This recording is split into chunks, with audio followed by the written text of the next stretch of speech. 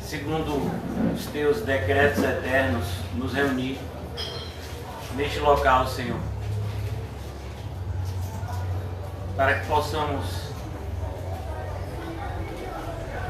por meio da tua graça, que nos concedeu o Santo Espírito, quando cremos, para que possamos, Senhor, aprender de Ti. Para aqueles que já foram alcançados, Senhor, ter a testificação de que de fato foram alcançados por permanecerem crescendo na graça e no conhecimento de Ti. Que seja assim, Senhor, na vida de muitos nessa noite. Para aqueles que ainda não foram alcançados por Tua graça, Senhor, que o sejam, pois a fé vem pelo ouvir, e o ouvir da Tua Santa Palavra. Ó Pai, nós oramos para que hoje seja noite de salvação, em nome do Teu Filho amado, nosso Senhor e Salvador Jesus Cristo, e santificação pelo sangue do Cordeiro bendito, que tomou o nosso lugar. Leva-nos, Senhor. Leva-nos, Senhor, ao Calvário nesta noite, para que possamos entender o quão pouco nós ainda fazemos, como estamos distantes de uma vida espiritual condizente com o nosso chamado. Que haja despertamento, Senhor. Que haja avivamento. Que haja arrependimento. Para a glória do Teu santo nome, Senhor. Que a manifestação do Teu Santo Espírito no nosso meio, Senhor, seja sentida. Que seja sabido, Senhor. Que na noite de hoje não é um homem falando para o homem, mas é o Senhor manifestando o Teu poder e guiando o Teu povo por meio da pregação. Que assim seja, Senhor, para a Tua glória. Em nome de Jesus, amém e graças a Deus. Amém, irmãos? Amém. Vamos abrir a palavra de Deus em Lucas capítulo 6. Lucas capítulo 6, dando continuidade à nossa exposição. Na segunda-feira nós ficamos apenas no versículo 27. O título o nosso intuito hoje é caminharmos um pouco mais, e se o Senhor nos permitir, trabalharmos dos versículos 27 ao 36. A mensagem, o título da nossa mensagem é muito parecido com o título da mensagem de segunda-feira: a diferença entre o crente e o incrédulo. A diferença entre a falsa e a verdadeira religião, a diferença entre a falsa e a verdadeira conversão, ela se resume nessa palavra, nesse verbo, que é o verbo amar. Quando o Senhor Jesus, eu gostaria de convidar vocês a abrirem comigo em Marcos capítulo 12. O Senhor Jesus, ele foi desafiado por um mestre da lei a falar qual seria o maior de todos os mandamentos. Marcos 12, 28. Diz o seguinte: chegando um dos escribas, os escribas também eram conhecidos como doutores da lei, Marcos 12, 28, tendo ouvido a discussão entre eles, ou seja, o contexto aqui do capítulo 12 é justamente a oposição crescente para com Jesus fazia com que aqueles líderes religiosos tentassem pegar Jesus em alguma falha. E é nesse capítulo 12 que eles dizem se é lícito pagar tributo a César. Jesus então diz que dá a César o que é de César e a Deus o que é de Deus. E os saduceus que não acreditavam na ressurreição contam uma espécie de história fictícia de uma suposta mulher que teria casado com 7 irmãos por conta da lei do levirato. E de quem seria a mulher na ressurreição. Jesus então responde que eles estavam muito enganados com a perspectiva que eles tinham acerca das coisas espirituais, pois eles não conheciam o poder de Deus e nem as Escrituras. E agora então, diante desse cenário, como Jesus havia respondido bem a esses 2 grupos que representavam a liderança religiosa, esse escriba, aparentemente sincero, ele se aproxima de Jesus com uma dúvida, que era uma dúvida muito comum, uma vez que os judeus, mais preocupados em obedecer à lei, eles tinham que guardar cerca de 600 a 630 mandamentos, alguns dizem. Então, muitos rabinos, eles diziam que se você escolhesse um mandamento importante e obedecesse aquele mandamento, você estaria obedecendo todos os demais. Então era comum alguém dizer qual seria a sua visão acerca daquilo que de fato é importante. E então é assim que ele se aproxima de Jesus. Chegando um dos escribas, tendo ouvido a discussão entre eles, vendo como Jesus lhe houvera respondido bem, então ele se aproxima diante desse cenário, ele acompanhou os acontecimentos.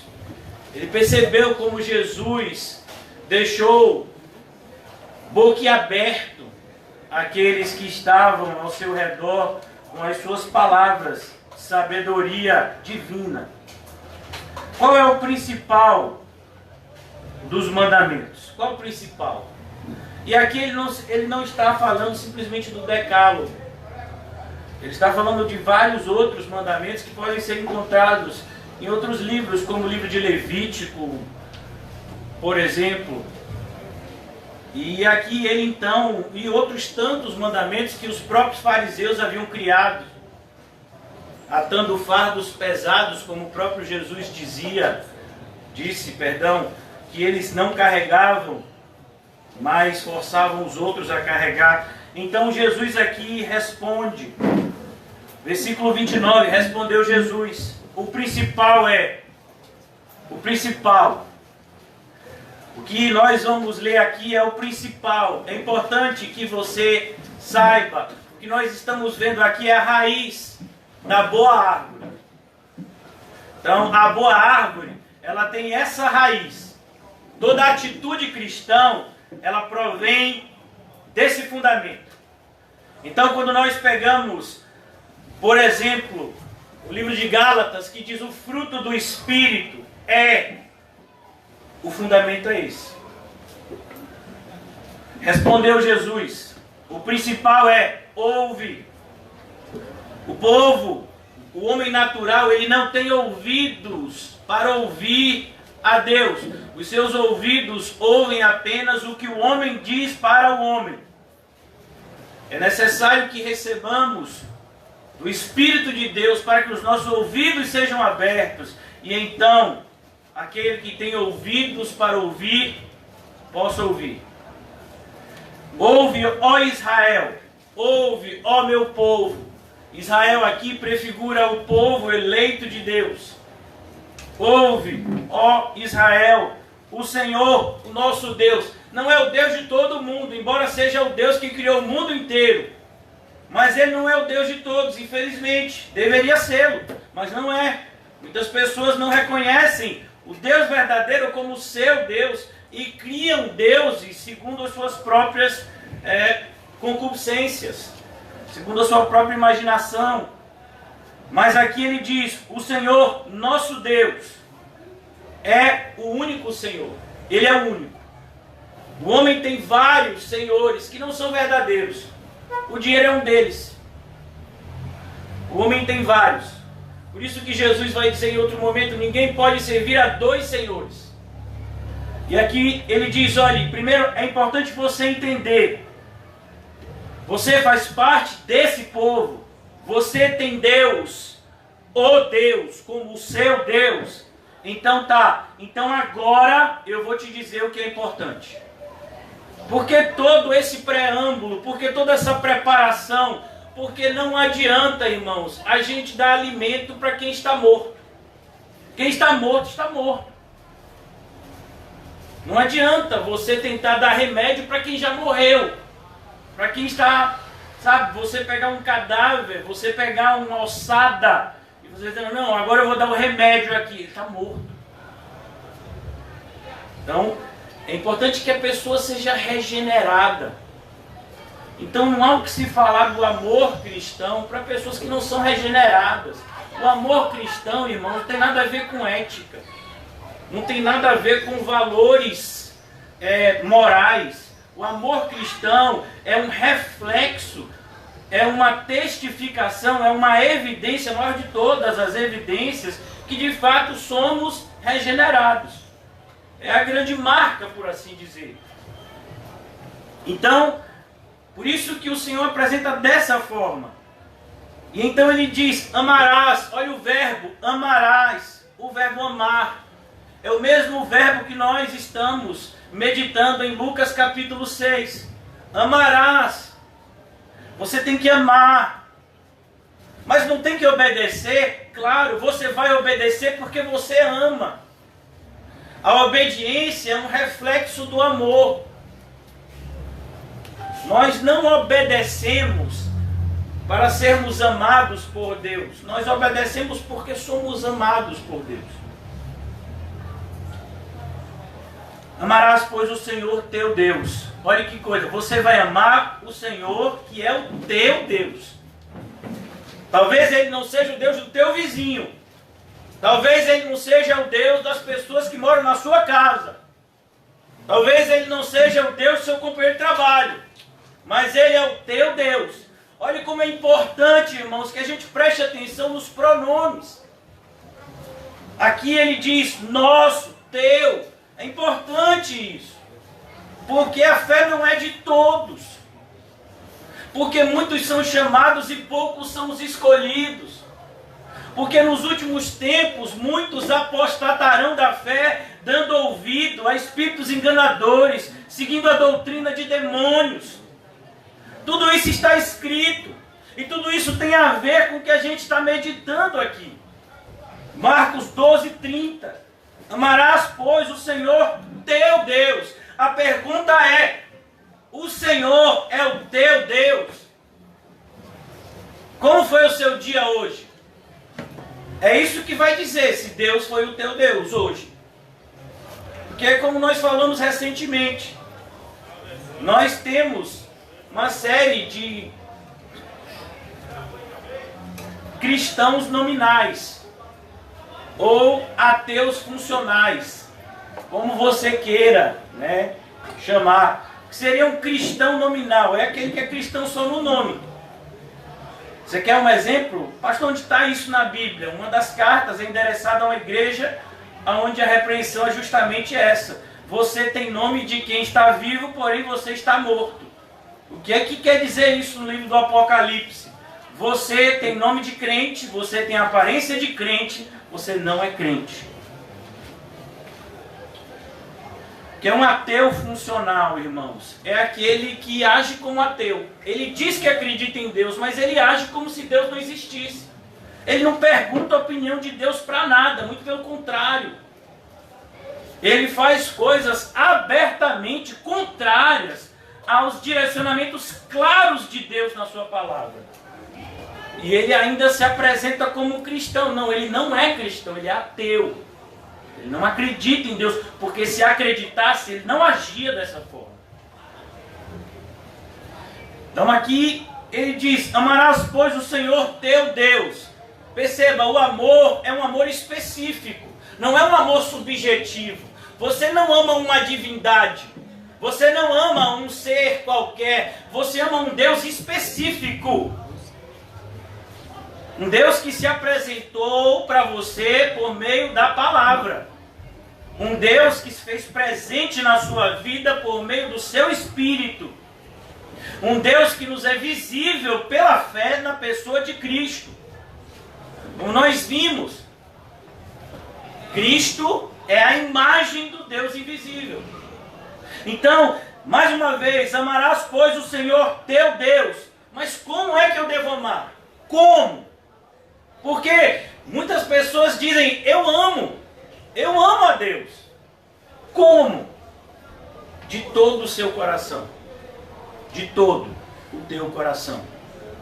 Em Lucas ele diz, você ama o seu pai, sua mãe, sua mulher, seus irmãos e irmãs, seus filhos e filhas e a sua própria vida mais do que a ele, você não está amando ele. Então é de todo o coração. De toda a sua alma, todo o seu ser.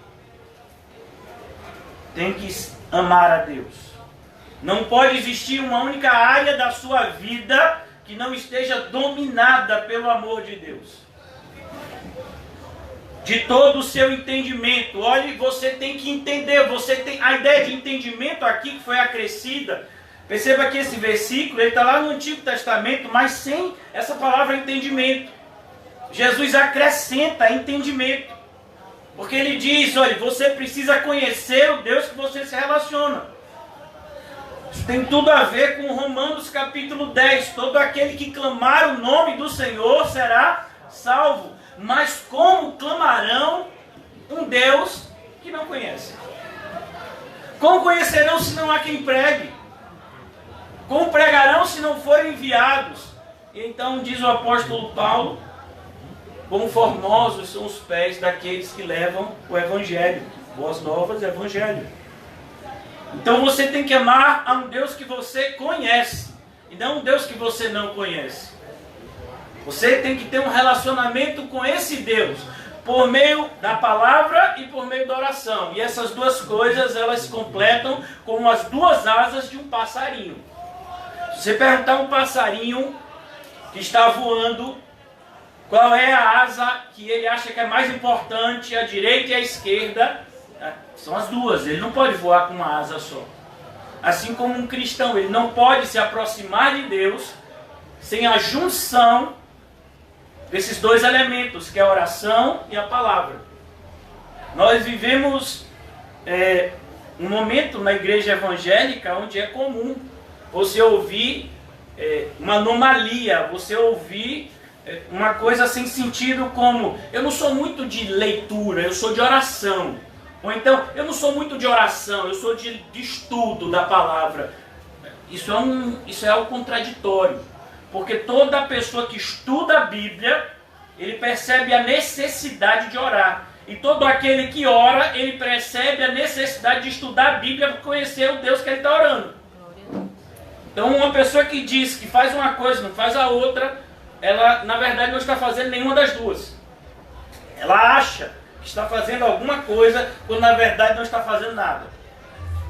Então ele diz, você tem que amar a Deus de todo o seu coração, de toda a sua alma, de todo o seu entendimento. E agora ele diz, finalmente, de toda a sua força. Você quer um exemplo de toda a sua força? O ladrão da cruz, da direita. Ele tinha pouca força. Já estava algumas horas na cruz. Mas com aquela pouca energia que ele tinha, ele olhou para Jesus e disse, lembra-te de mim, Senhor, quando entrares no teu reino. Ele tinha pouca força. A mulher do fluxo de sangue, ela tinha pouca força. Ela foi se arrastando até Jesus.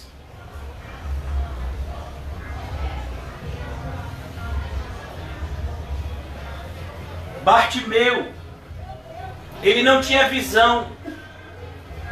Ele teve que gritar e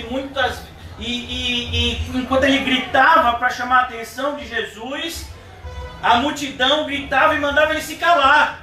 Mas com a pouca força dele, ele conseguiu achar Jesus e ser achado por ele. Então aqui eu já dei um exemplo para vocês. Uma pessoa que estava na cruz, uma pessoa que estava sofrendo há 12 anos de uma enfermidade e de um cego. Qual é a sua desculpa para não buscar o Senhor Jesus de toda a sua força? Toda a sua força. Toda ela. Se você ainda tem um fôlego, se você ainda tem uma última respiração, ela deve ser para Cristo. Se você ainda tem uma última batida de coração, deve bater por amor a Cristo. É isso que a Bíblia ensina. Segundo olhe nós aqui, amarás o teu próximo como a ti mesmo. Olha, o segundo a ideia do segundo aqui o primeiro inevitavelmente levará você a cumprir o segundo. Mas você pode ser levado ao engano ao tentar cumprir o segundo sem cumprir o primeiro. E é por isso que temos que tomar cuidado.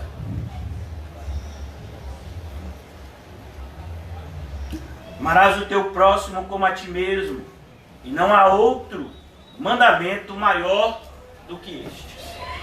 Então, quando Jesus é questionado a respeito daquilo que de fato importava na lei, ele diz, é o amor. E ele diz a forma de amar. Agora eu gostaria de abrir com vocês em uma passagem que 90%, e eu estou sendo bastante otimista, 90% da igreja usa essa passagem de uma maneira completamente antibíblica. 1 de Coríntios 13. Amém.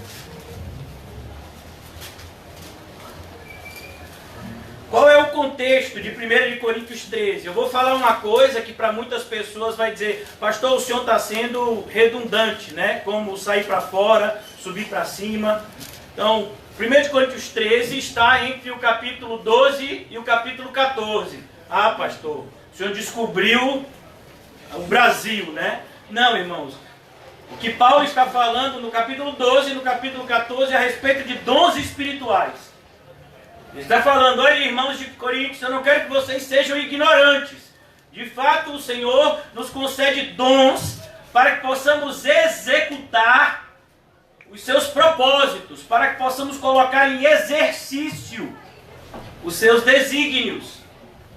E então, enquanto tantos estavam se preocupando com os dons aparentes, visíveis, falar em um outro idioma, fazer milagres, isso e aquilo, o apóstolo Paulo vem e diz, olha, o dom mais importante de todos é o que vocês não estão dando importância nenhuma, é o amor. É por isso que nessa carta, 1 aos Coríntios, ele diz, eu gostaria de falar com vocês como cristãos espirituais, mas eu não posso. Por quê, Paulo? Porque vocês são carnais. Porque vocês não estão amando como deveria. É daí que procede as divisões, da falta do amor.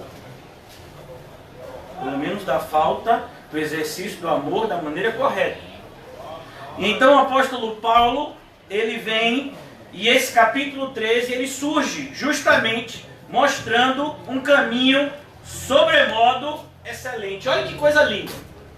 Paulo diz, de fato, dons espirituais é muito importante, mas tem algo mais importante ainda. É como Jesus foi questionado, existem muitos mandamentos, mas eu vou mostrar o maior de todos para vocês. Paulo está dizendo aqui a mesma coisa. Ainda que eu falasse, ou ainda que eu fale, a língua dos homens e dos anjos. O que Paulo quer dizer isso? Paulo está falando de erudição. Uma pessoa que consegue se comunicar com toda espécie de criatura de Deus. Homens e criaturas espirituais, que são os anjos. E os demônios, que também são anjos, mas são anjos caídos. Então, se eu conseguir me comunicar com toda criatura de Deus, se eu tiver essa capacidade de comunicação e não tiver amor, serei como bronze que soa, ou como símbolo que retine. A ideia aqui é o sino. O sino Ele toca, mas ele está morto. Ele faz barulho, mas não há vida nele.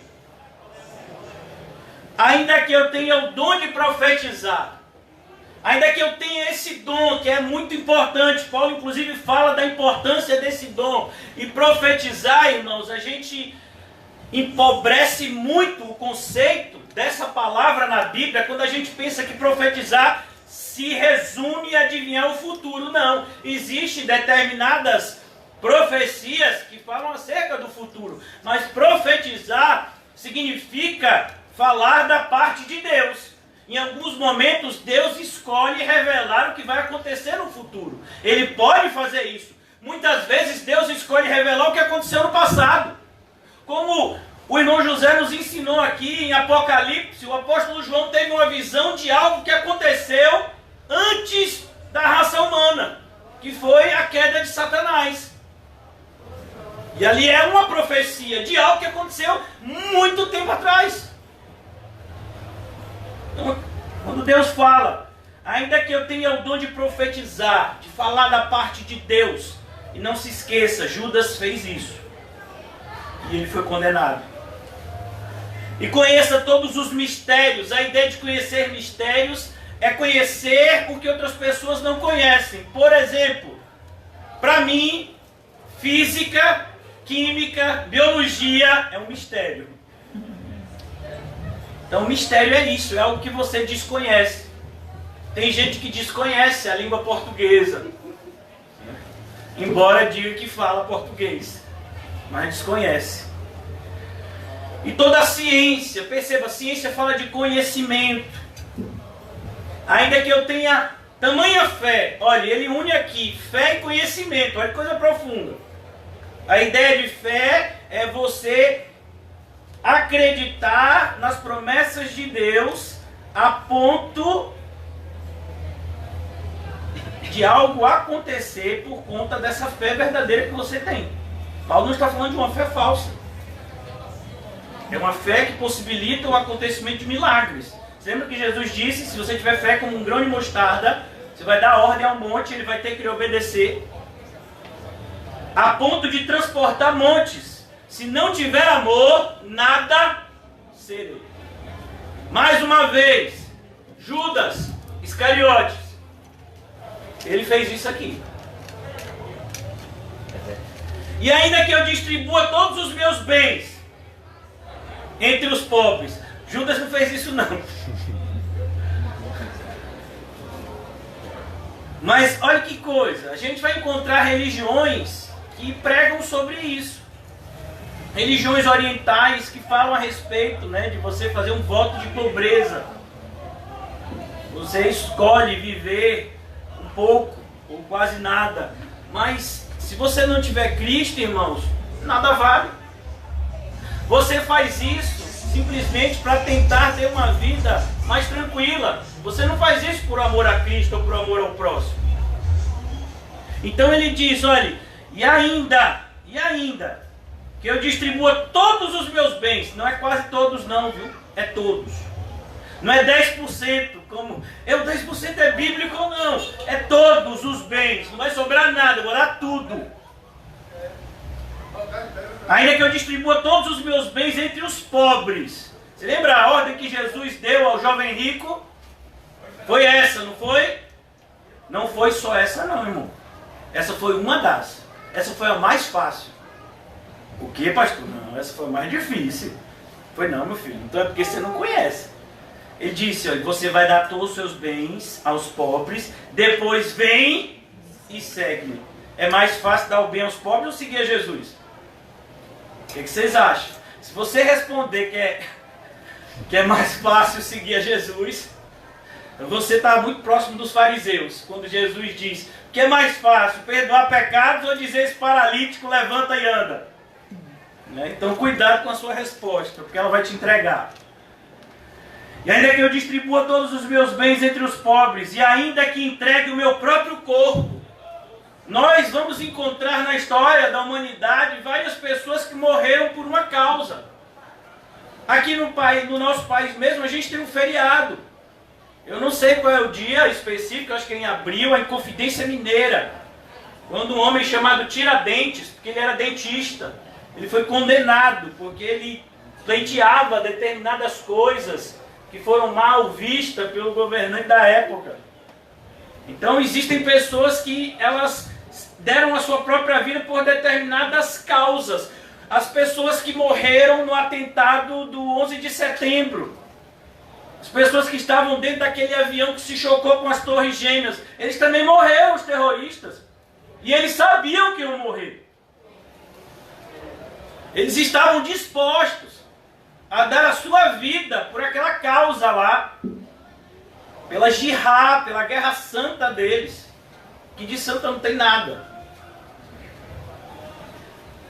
Literalmente, para ser queimado, porque foram queimados. Foram carbonizados. Se não tiver amor, nada disso me aproveitará. Percebeu o apóstolo Paulo falando aqui? Então o apóstolo Paulo aqui, ele está, acorda. Acorda, igreja. Porque você tem que prestar atenção na motivação que está te levando a fazer as coisas. Você lembra a igreja de Éfeso? Ela estava fazendo coisas corretas. Mas e cadê o primeiro amor?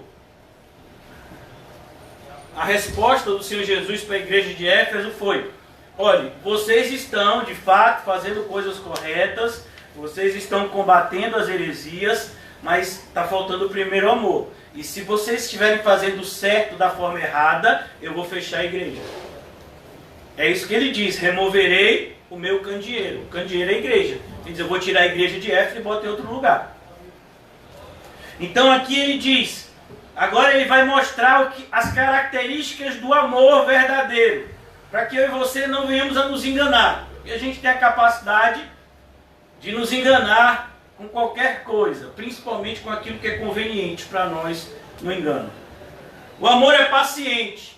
A ideia de paciência é a ideia de que o amor, ele não tem pressa. Ele espera o tempo certo. O amor é benigno. A ideia é, o amor, ele sempre olha, ele sempre deseja o bem do seu próximo. Por isso que é importante a gente ler isso aqui, para a gente entender o que está sendo dito em Lucas capítulo 6. Amai os vossos inimigos. Por que você ama os seus inimigos? Porque o amor que você tem é benigno. Alguém pode até te odiar, alguém até pode fazer um mal a você, mas você não pode odiar essa pessoa e nem fazer um mal a essa pessoa, porque você não tem mais isso dentro de você. Você agora tem um amor que é benigno.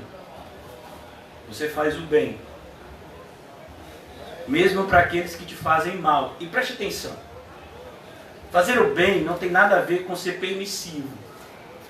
Porque ser permissivo, em muitos momentos, é fazer o mal.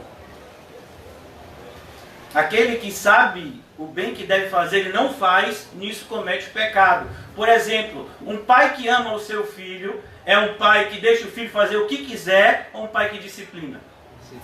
Um pai que disciplina. Deus é assim.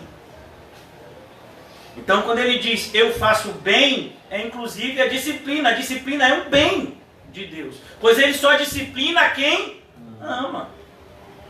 Então, cuidado com determinados conceitos equivocados que a gente traz do mundo para dentro da Bíblia. Não, irmãos, a Bíblia deve ser estudada com o conhecimento da Bíblia e não com o conhecimento do mundo. Glória a Deus. O amor é benigno, ele faz o bem, mesmo que o bem nos custe caro. Só sabe como é difícil educar aquele que está dando a sua própria vida para educar outros. O amor não arde em ciúmes. O amor não sente ciúmes. Não sente ciúmes. Olha o erro da igreja de Coríntios. Era esse. Eu sou de Paulo, eu sou de Apolo, eu sou de Cefas, eu sou de Cristo. Como assim? Não. Evódia e Sintique, vocês estão com ciúme de quê? O amor não arde em ciúmes. Não, ele não tem ciúmes. Ah, fulano é mais chegado ao pastor. Como assim? E tem problema isso? O amor não se ufana. A ideia de ufanar aqui, irmãos, quem aqui já viu aquele pássaro chamado pavão? Alguém já viu um pavão? Essa palavra é justamente, o pavão quando quer se amostrar, o que ele faz? Ele abre o rabo, né, aquele negócio grandão assim, e o bichinho é pequenininho, rapaz, mas ele faz um negócio, uma abertura assim, você fala, você fica até com medo. Então ufanar é isso. Daí a palavra ufanar, é você ser um pavão. Ser orgulhoso. O amor não tem isso, o amor é humilde.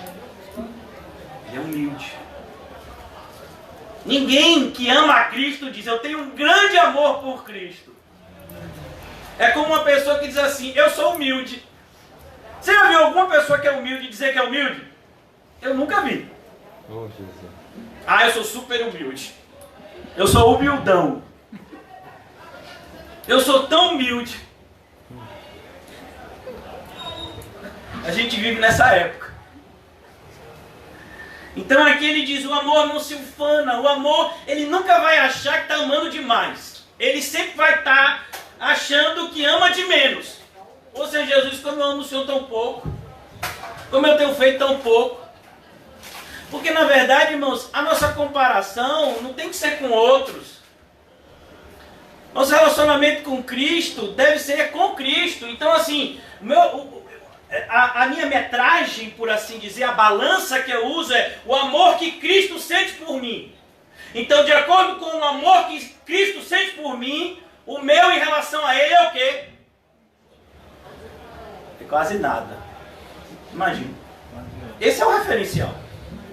O referencial não é, eu amo muito mais que fulano ali, ou eu amo muito mais ali que cicrano. Não! Cristo ama você. E você com Cristo, como é? São dois lados. É você e Cristo. Cristo e você. São essas duas peças que se unem no amor cristão. Por isso que o amor tem essas características.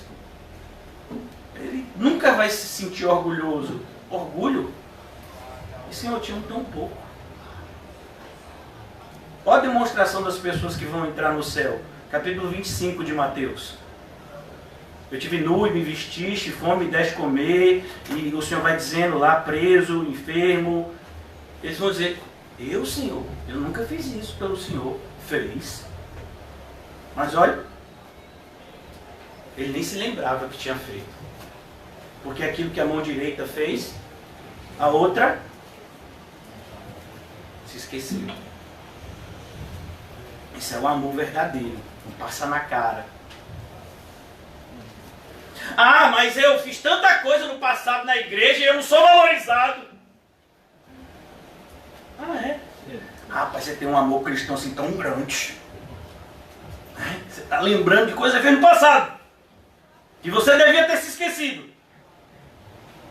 E você quer ser reconhecido. E você tem amor, né? Ah, tá. Tá certo. Não se ensoberbece. Ó, o amor nunca vai se sentir soberbo. O amor sempre vai se sentir simples. Ele não se ensoberbece. Eu acho tão bonito.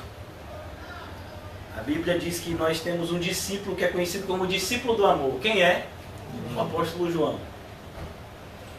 E é engraçado que ele nunca fala, em nenhuma passagem, que ele era o que mais amava Jesus. E ele também não diz que Jesus amava mais a ele. Ele diz, eu me sinto amado. Pedro, eu não sei você. André, eu não sei você. Tiago, que era irmão dele, eu não sei você. Mas eu me sinto amado por Jesus e eu vou botar minha cabeça no peito dele. Glória a Deus. Se você acha que isso não é másculo, problema seu. Eu vou ficar perto de Jesus. Ele reclinou a cabeça dele na ceia. O discípulo que Jesus amava. Ele não diz que Jesus não amava os outros, nem que Jesus amava mais ele do que os outros, porque o amor verdadeiro é assim. Eu sei que Jesus pode amar a mim e a você do mesmo jeito. Se somos de fato regenerados por Ele, Ele nos ama do mesmo jeito. Mas a grande diferença é que algumas pessoas se sentem amadas, outras não. O apóstolo João, ele sofreu tanto, mas em momento nenhum ele achou que Jesus não amava ele por causa do sofrimento. O José falou aqui, na terça-feira, um idoso perto de fazer 100 anos, lançado numa prisão, que era conhecido como o inferno na terra, a ilha de Patmos. Ele se sentiu em algum momento não amado pelo Senhor? De jeito nenhum. Então, a gente, meu filho, se tiver uma tossezinha, uma gripe, Jesus se esqueceu de mim. É verdade. Ô Jesus, o Senhor me ama? E a gente tem muito de parecido, né, com o povo do Antigo Testamento, porque Malaquias diz isso. O Senhor diz para o povo, olha que coisa bonita, o Senhor olha para o povo e diz, eu amo vocês. O Senhor que está dizendo. Aí o povo jururu ama como? Nossa vida tão difícil. Olha os juros aí, a crise financeira, a vacina, uma tal de uma variante, os preços subindo. Que amor é esse, Jesus? Oh, o que tem a ver o amor de Jesus com essas coisas? Muito pelo contrário, essas coisas são ótimas para a gente se sentir mais amado. O mundo nos odeia, meu irmão, mas o Senhor nos ama. Amém. O problema é quando o mundo nos ama. Ou pelo menos nos trata com amor aparente, porque o mundo não ama ninguém. Mas quando ele nos trata com amor aparente, aí é perigoso. Então ele diz, olha, o amor, ele não se soberbece, ele não se conduz inconvenientemente. Olha que coisa linda isso. Por que eu estou falando isso? Porque tem gente que diz, a igreja lá, pastor Nizam, ele não ama as pessoas, porque fulano está fazendo isso, isso e isso, e ele não está apoiando, ele está batendo forte em relação a isso de errado que a pessoa está fazendo, porque o amor não se conduz inconvenientemente. Como é que eu posso dizer que quem está certo está errado, ou que quem está errado está certo? Isso não é amor. O amor não se conduz inconvenientemente. E aqui ele completa, olha, ele não procura os seus interesses. Por que os falsos mestres, eles são aplaudidos? Porque eles falam que as pessoas querem ouvir. Então, você vai lá e diz, não, mas, ó, fulano é tão gente boa. Ele fala umas coisas assim que mexe assim com o coração, né? O coração enganoso, ele mexe, realmente. Como a serpente mexeu com o coração de Eva no jardim do Éden. Eva, você está tendo uma vida tão ruim aqui no paraíso. Como o paraíso devia ser ruim, né? Se não paraíso, devia ser muito ruim, né? Tão ruim sua vida aqui, Eva. Come desse fruto aqui que vai melhorar bastante sua vida. Falou aquilo. E Eva gostou do que ouviu. Tanto gostou que seguiu a orientação da serpente e não a de Deus. Por isso que 1 de João 4 diz isso. Os falsos mestres falam aquilo que o mundo quer ouvir. E o mundo os ouve.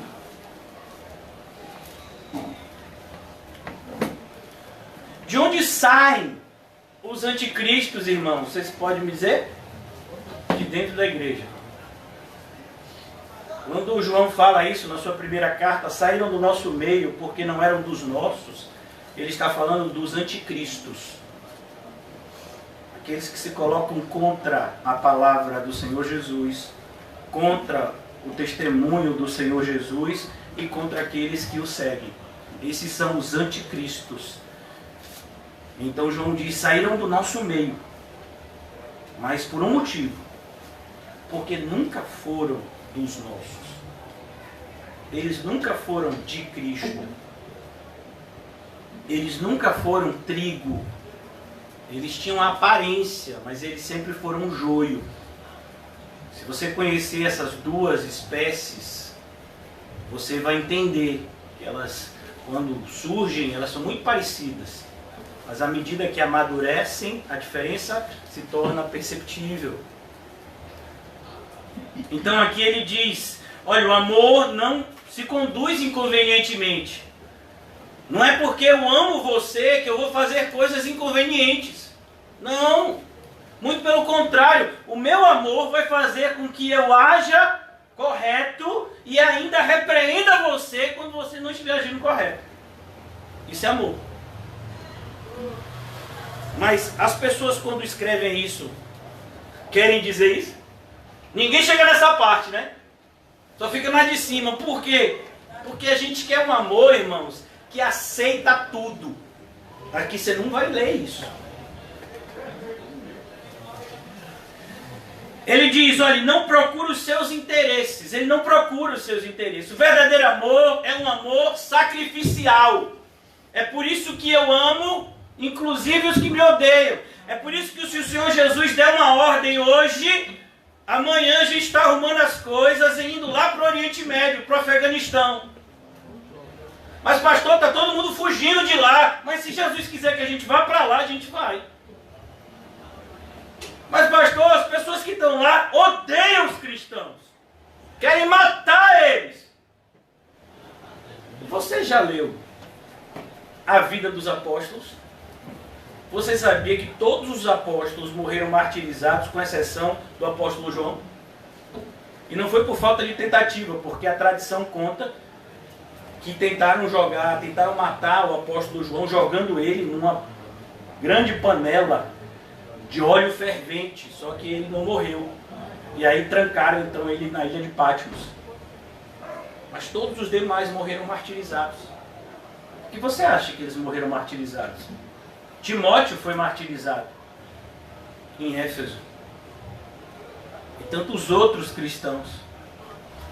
Porque eles pregaram em lugares e em momentos que as pessoas odiaram a eles e o que eles falavam e os mataram.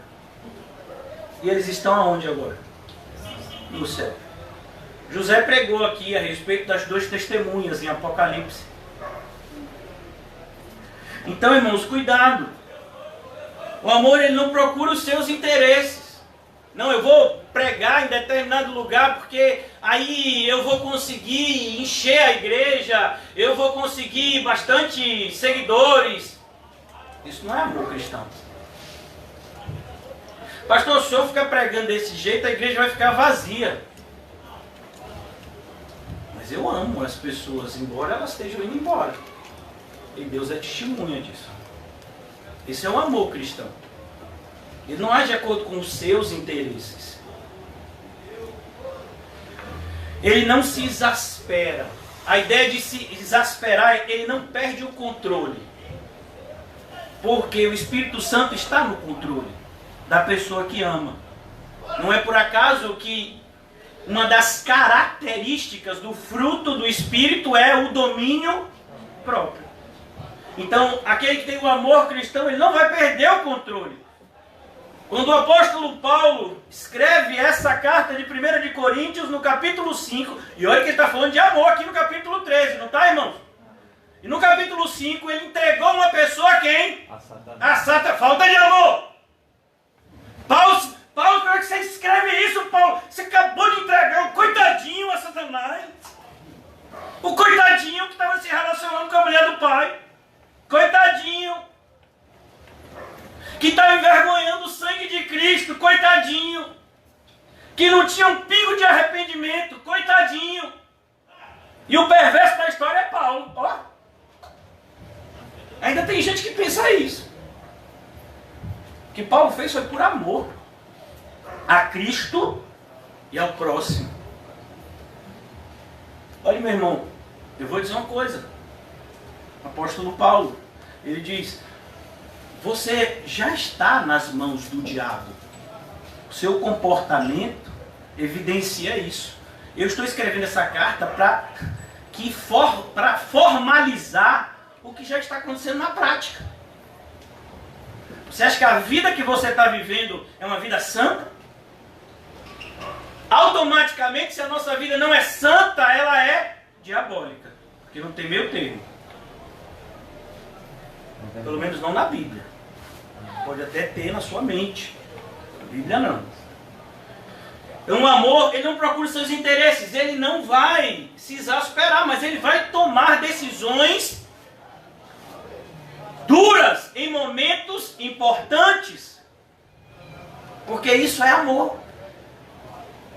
Ele vai correr o risco, inclusive, de ser mal interpretado. O apóstolo Paulo tantas vezes o foi, a ponto do apóstolo Pedro falar isso. Imagine, irmãos.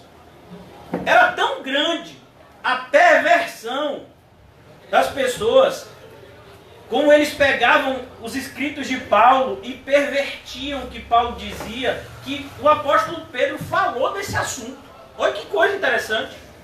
Em 2 Pedro ele diz, porque as pessoas, os perversos, eles têm pervertido os ensinos de Paulo, como fazem com as demais partes das Escrituras. E eles fazem isso para a sua própria condenação. Paulo está escrevendo de amor, mas ele acabou de entregar uma pessoa para Satanás. O mundo realmente não conhece desse amor, mas se você é cristão, você deveria conhecê-lo. Jesus olhou para os fariseus e disse para eles, vocês são filhos do diabo. Você sabia que existiram fariseus que se converteram depois disso? Se pegar o livro de Atos, você vai ver que vários fariseus se converteram. Mas, no momento em que eles estavam ouvindo a Jesus, eles não eram convertidos. E eles precisavam saber disso. Então aqui ele diz, o amor não se ressente do mal. Por que ele não se ressente do mal? Porque o amor perdoa. Então assim, você até pode se considerar meu inimigo, mas eu não tenho inimigo nenhum, de carne e osso. Os nossos inimigos, os inimigos dos verdadeiros crentes, eles são espirituais. Está bem claro em Efésios, capítulo 6. A nossa luta não é contra carne e sangue. O inimigo das nossas almas é Satanás e as suas hostes de demônios. Amém. Esses são de fato os nossos inimigos. Eles são os nossos adversários. É verdade. Os seres humanos que nos fazem mal, eles devem receber de mim e de você um olhar de misericórdia e de compaixão, porque eles vão colher o mal que eles estão plantando.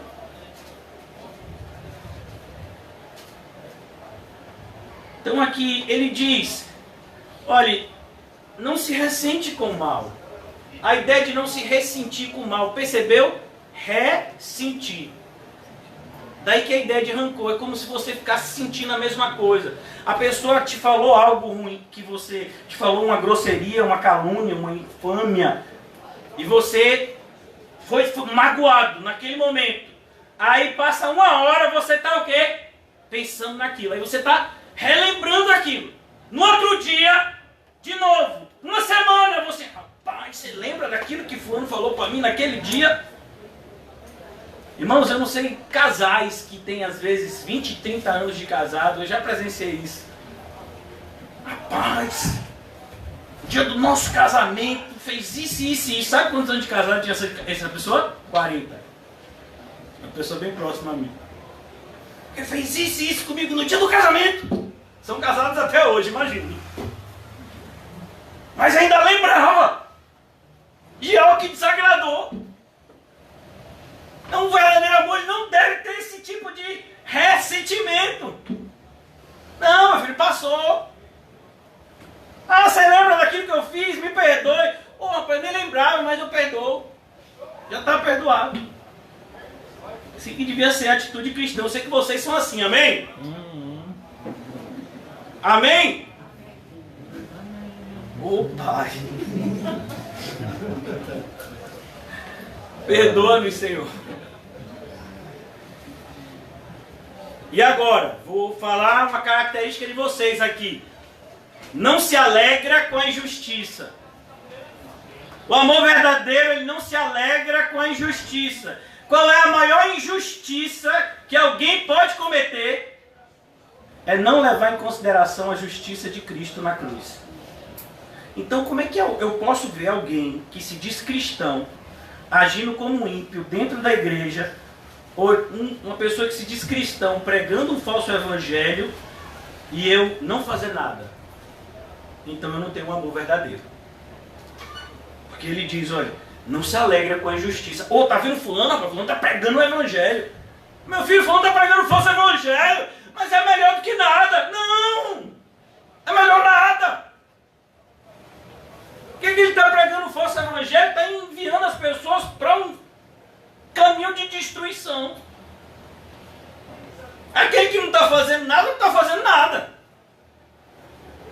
Também vai sofrer as consequências da sua inatividade. Porque ninguém foi chamado para ser inútil. Mas aquele que está fazendo mal, ele está fazendo muito pior. Então aqui, Spurgeon ele tinha uma frase: entre dois males, não escolha nenhum. É melhor não fazer nada do que eu fazer o errado. Então não vou fazer nada. Não, é errado também. Você tem que fazer o certo. Aprenda o certo, então faça o certo. Não, eu não vou fazer nada. Está errado. Então ele não se alegra com a injustiça. Olha o amor verdadeiro, é esse aqui. A gente só gosta de falar o que é conveniente, o que vem depois. Parece que só existe o versículo 7. 1 de Coríntios 13 se resume ao versículo 7. O resto joga fora, viu? Olha o contexto todo. Que é 90%, e eu estou sendo, como eu disse a vocês, otimista.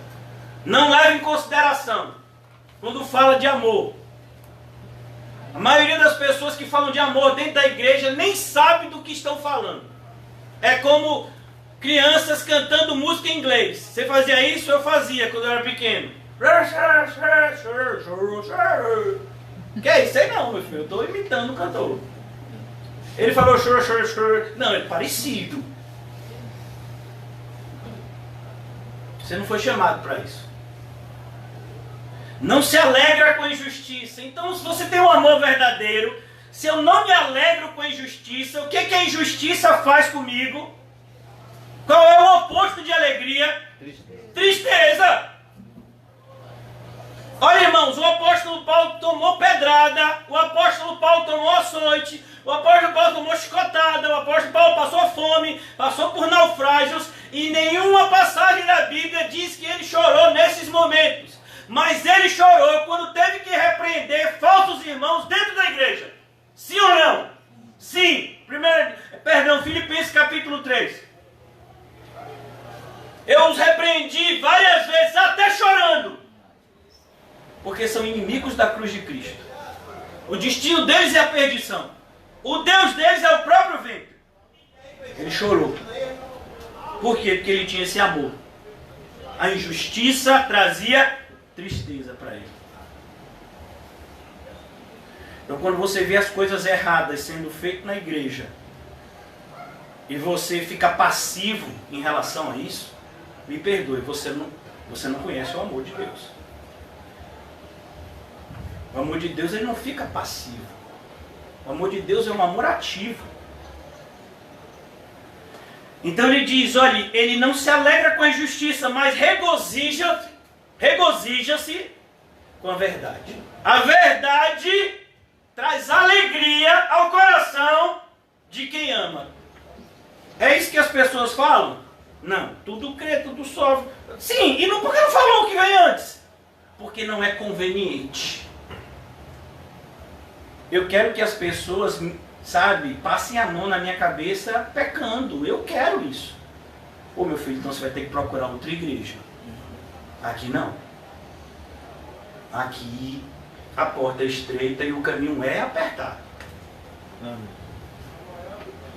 Então ele diz, olha, regozija-se com a verdade. Então quando alguém fala a verdade na sua cara, você é um pecador miserável, sabe o que você está fazendo? É errado. E diz o seu nome no púlpito, você devia achar bom, porque isso é amor. O que o pregador falou, no caso eu, é mentira. Não, é verdade. Mas falou no púlpito. E você queria que falasse aonde? No açougue? No supermercado? Embaixo do chuveiro? Onde é que eu vou falar? O pastor, ele prega da onde? sei. Será que a gente vai ter que fazer aqui uma espécie de consultório psicológico, de psicólogo? Botar um divã de psicólogo? E aí vocês deitam e o pastor fica sentado com um óculos, né, e uma anotação. Oh, porque você fez isso e isso, né? Mas Freud explica, né? É isso que vocês acham que o pastor deve fazer? Aqui diz que não é assim não. A alegria vem da verdade. Rapaz, quer dizer que eu estou fazendo isso? Eu estou indo para o inferno? Tá. Ô rapaz, obrigado. Eu achava que estava indo para o céu, olha para isso. Não, então a partir de agora eu volto para o caminho do céu. Amém. 99% fica com raiva de quem avisou. O que você está dizendo que eu vou para o inferno? Quem é você? Que versão da Bíblia é essa? É a Almeida? É a King James? É a NVI? Que versão é essa? Porque pode ser que tenha em outra versão. Meu Deus do céu, as pessoas ficam procurando subterfúgios para fugir de uma verdade que está na cara. E ele diz, tudo sofre. Por que o amor tudo sofre? Por isso, irmão. Porque a pessoa que fizer tudo o que eu falei para você, vai ser o quê? Rejeitada. É isso que Paulo está dizendo aqui. Você vai ter esse amor aqui. E quando você exercitar esse amor, as pessoas ainda vão querer em té te matar. Não foi assim em Mateus 22? Os servos que convidaram as pessoas para um banquete, imagine. Uma pessoa lhe chama para um banquete, o bezerro cevado já está pronto. Imagine, a carne está caríssima. Nunca mais ouvi falar de um churrasco. Oh, Senhor Jesus. Hoje em dia pode ter uma ovada. E ovada é jogando ovo nos outros. Não, faz uma espécie, né, de fritura de ovo. E vamos lá, irmão. Vai ter churrasco, não, vai ter ovasca. Ovasco. É. Ovo assado. Na brasa. Tudo sofre. Olha o que... Aqui, irmãos, você prestou bastante atenção. Isso que o apóstolo Paulo está falando é a consequência daquele que ama. Você vai fazer tudo isso aqui. Você vai ter esse tipo de amor porque você é regenerado. Porque você é um discípulo de Cristo. Então ele implantou esse amor em você. Mas não crie falsa expectativa. Porque os da própria casa vão armar ciladas. Que o diga Jeremias. É verdade. Você sofre. Jeremias quase entra em depressão, irmãos. Leia Jeremias 11 e 12, capítulos 11 e 12. Então o amor tem que ser um amor que sofre. Está fazendo tudo. Quando Paulo escreve aos Gálatas, ele diz, não nos cansemos de fazer O bem. porque o apóstolo Paulo pregou na Galácia e quando acabou de sair daquele lugar, chega os emissários de lá e diz, Paulo, você não sabe o que é que está acontecendo lá na igreja da Galácia. O que foi, meu irmão?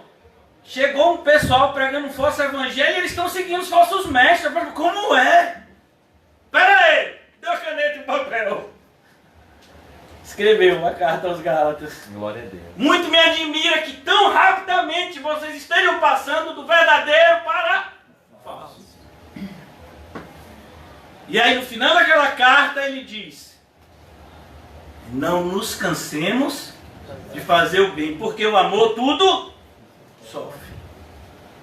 Você está fazendo, você está pregando.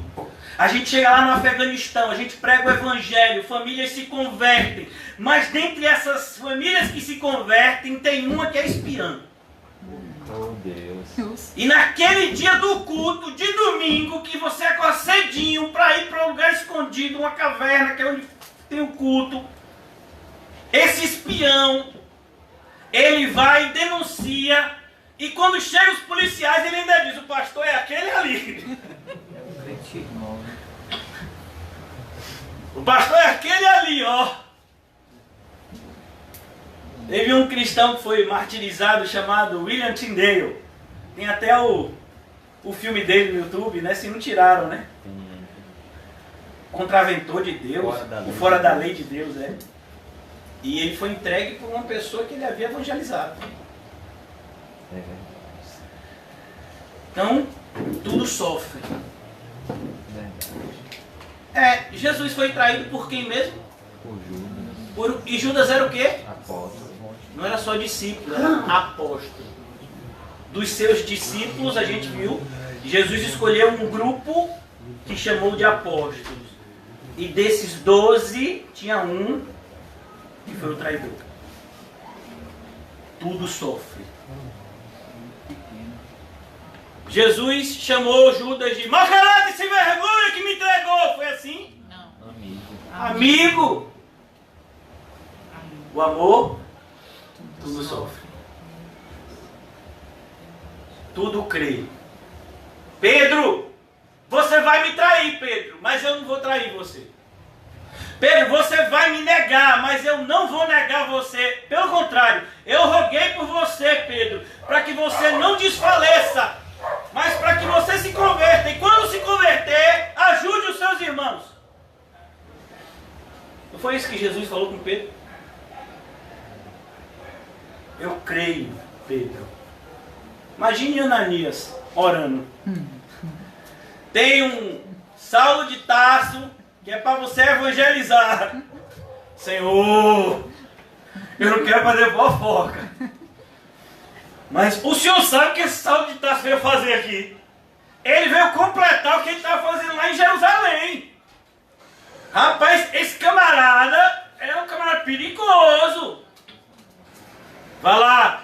E ele tá cego. Ele tá cego, que coisa boa. Desse jeito ele não persegue mais ninguém. E você vai orar e ele vai voltar a ver. Não, como é, Senhor? Ô, Senhor, deixa ele convertido cego. Porque se ele desconverter, pelo menos ele tá cego. Não, ele vai voltar a ver. E aí, Ananias, vai? Vai, Ananias. Onde é que eu vou? Claro que eu vou. E diz, Saulo, porque ele está orando. Oh, Deus. Tudo crê. Você acreditaria? Se o Senhor dissesse para você ir atrás daquela pessoa que queria te matar, que queria te fazer o mal, e diz, vai lá que ela está preparada para ouvir a mensagem que você tem a dizer para ela. Tudo crê. Se o Senhor está mandando, né? Então o Senhor garante. Se eu tiver que morrer, eu morro. Mas eu vou morrer pela fé. Porque o Senhor mandou eu ir, eu vou. Por exemplo, Estevão pregou pela fé. E ele morreu. Então aqui ele diz, tudo crê. Tudo espera.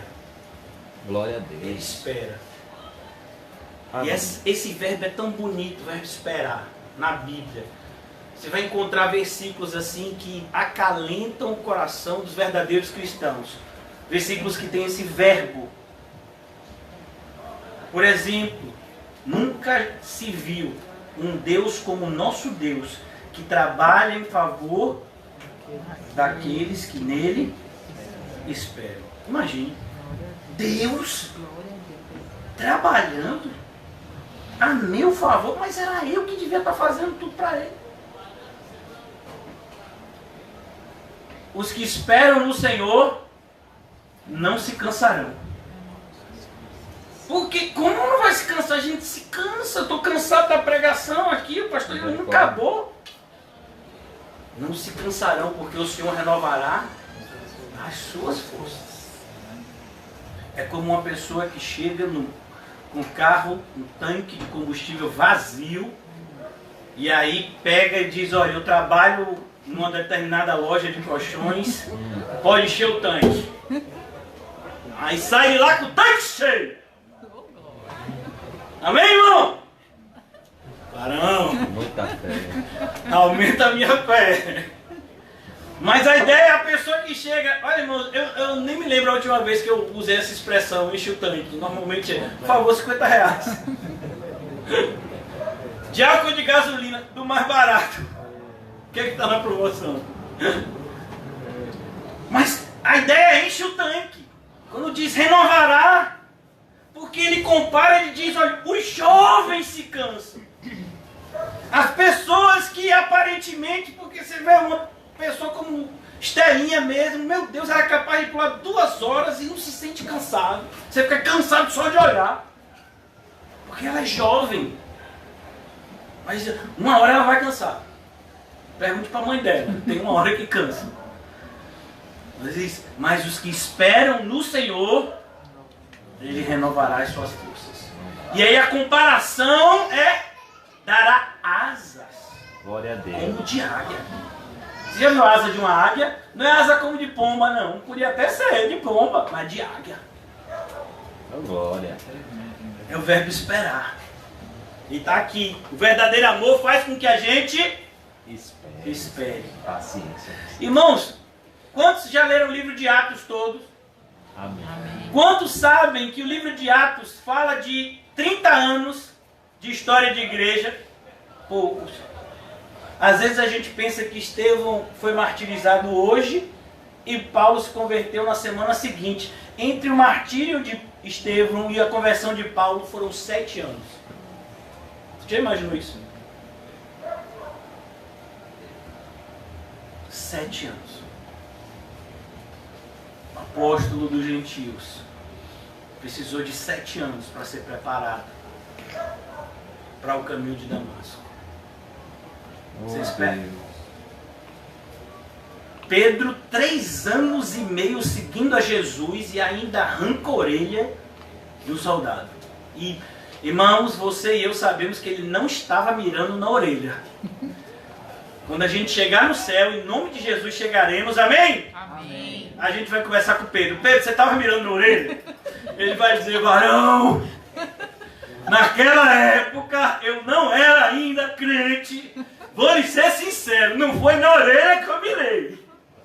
Mas a providência de Deus é tão boa comigo que só foi a orelha que foi levada. Depois o Senhor colocou no lugar. Tudo espera. Você sabe esperar o tempo de Deus? Ou você quer evangelizar uma pessoa hoje e amanhã você quer que ela já seja crente e batizada? Não. Eu chamei a pessoa 5 vezes para ir para a igreja. E ela não quer. Mas eu chamo mais. Já pensou se Jesus te tratasse com essa mesma misericórdia? A misericórdia que você tem dos outros. Graças a Deus. Ele não nos trata assim. Tudo espera. Ele espera. Amém. E aqui a espera está incluso a palavra paciência. Porque esperar, tem que esperar com paciência, senão não é em Deus. O amor espera. Não é no seu tempo. Tem uma passagem no Antigo Testamento que diz, não é por força, não é por violência. É pelo agir do meu Espírito. O amor verdadeiro, ele espera o tempo de Deus. Uma vez me perguntaram, pastor, você acredita que a gente vai experimentar um grande avivamento? Eu disse, eu creio, e eu creio a ponto de saber, de ter convicção. Quando é que vai ser? Não sei. Várias vezes eu comento com minhas filhas revelações da parte de Deus. E elas dizem, meu pai, você acredita que vai acontecer isso? Acredito, minha filha. Mas quando é que vai ser? Não sei. Pode ser daqui a 10 dias, pode ser daqui a 10 anos. Para nós tem que ser indiferente isso. Porque todo dia é um dia para a gente viver para a glória de Deus. E a gente devia ter paz nisso. Tudo suporta. Eu não suporto mais isso! Ih, rapaz, tá errado. Tem que suportar. Você sabia que esse verbo aqui, essa expressão, evitaria 90% dos divórcios no meio evangélico? Tudo suporta. Uma vez a pessoa veio conversar comigo. Pastor, eu quero me divorciar. E eu... Teve adultério? Não, é só que a gente não combina mais. Eu olhei para a cara da pessoa. Eu disse, aí tem... Você pode orar para Deus matar vocês dois e levar para o céu. Não, pastor, eu quero me separar e ficar amigo. Porque eu sou crente. Pastor, eu não suporto mais o corte de cabelo, o bafo quando acorda, a remela. Olha, pastor, eu vou parar por aqui porque tem coisas que nem convém aos santos falar. O senhor está dizendo que não pode, porque não é o senhor, ou porque não é você, porque a maioria das pessoas não tem nem esse respeito com o pastor. Porque não é com você. Meu filho, o amor tudo suporta. Pastor, eu tenho um filho que eu já dei de mão. Como assim? Tudo suporta. Mas ele já bateu e já até me bateu. Meu filho me bateu. Oh, mas a gente não está naquela passagem que diz quando bater na face direita, faz o quê? Pega uma arma e atira? Não é assim não? Oh, eu pensei que fosse. Porque os crentes estão querendo fuzil. Imagina uma pessoa que tem um fuzil tomando um tapa na cara. Você acha que toma? E toma na tranquilidade? Ou descarrega o fuzil? O que você acha? Misericórdia. Bom, a gente está matando as pessoas no pensamento sem estar armado. Imagina estando armado. Então o amor verdadeiro, ele tudo suporta. Por que ele vai ter que suportar? Porque esse é o caminho. Você já pensou se Jesus dissesse, eu não suporto mais você, Nizam? Imagine, desespero. Ô Jesus, me suporte. Por favor. Jesus, eu sei que eu sou divino, mas me suporte, Senhor. Amém. É mesmo se Jesus falasse com a gente, deu. Socorro. Deu, acabou.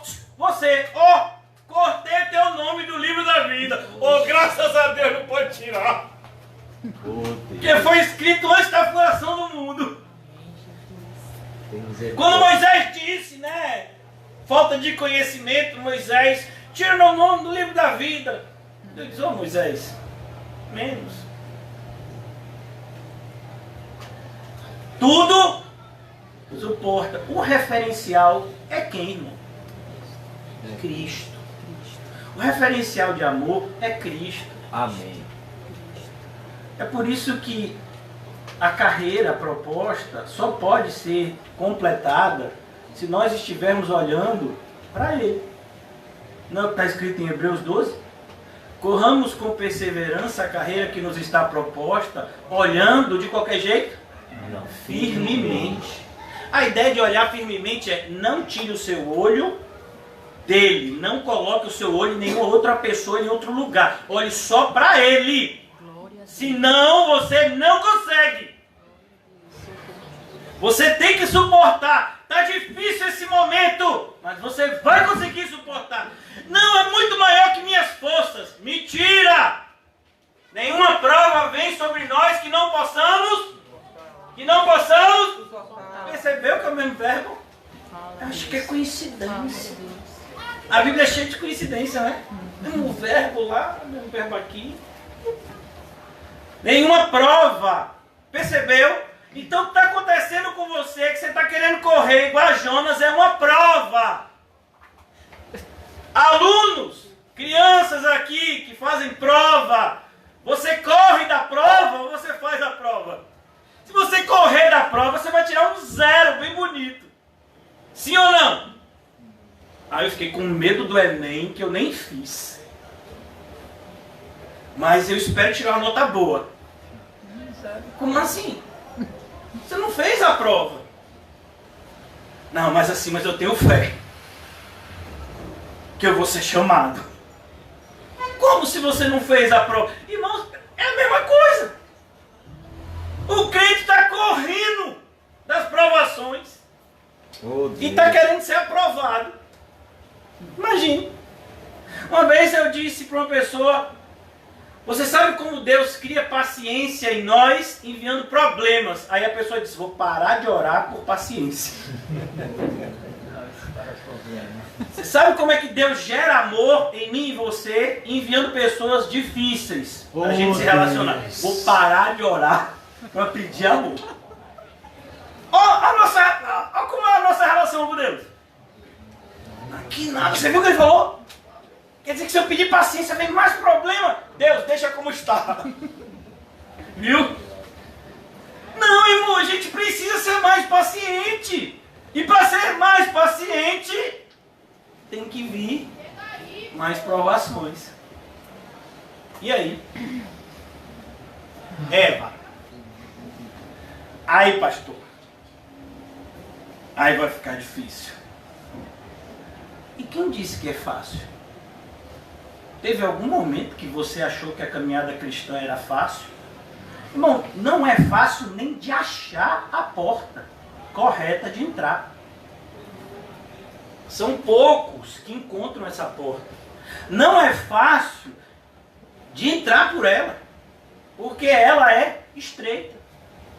Não é fácil de andar no caminho que vem depois dela, porque ele é apertado. E você diz: aí vai ficar difícil. Meu filho, sempre foi.